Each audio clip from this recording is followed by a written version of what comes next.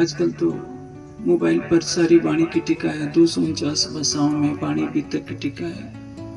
SPJN जो website है, YouTube से आपको 1800 घंटों से ज़्यादा का प्रवचन चर्चा मिल सकता है, संगीत का कार्यक्रम मिल सकता है। किसी भी तरह से जब घर पर हो तो वाणी पढ़िए, बीतक पढ़िए, कुछ न कुछ अध्ययन कीजिए। दूसरा काम है प्रतिदिन चितवनी करने का।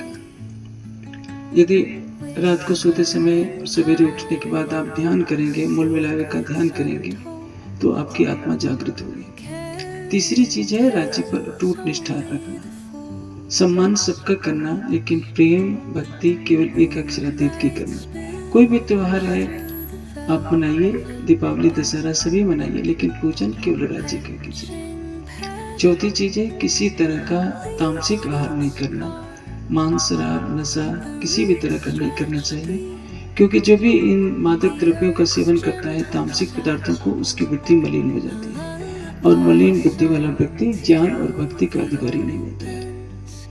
पांचवी चीज है साफ दिल सुहागने कबू न दुखावे कि नहीं। किसी का दिल न दुखाइए, झूठ न बोलिए, पराई स्त्री को माता के समान समझिए।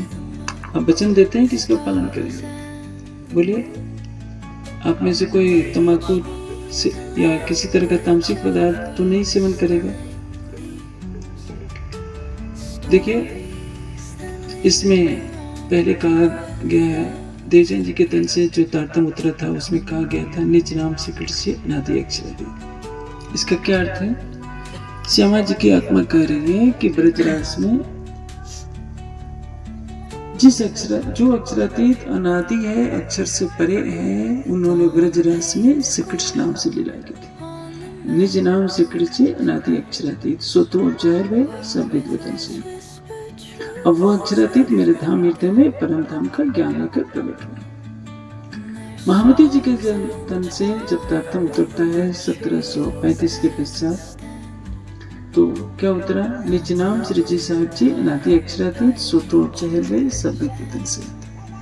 वेद पक्ष में जिसको कते श्री जी कहा जाता है, श्री जी का अर्थ क्या होता है? जिसकी अनंत महिमा हो।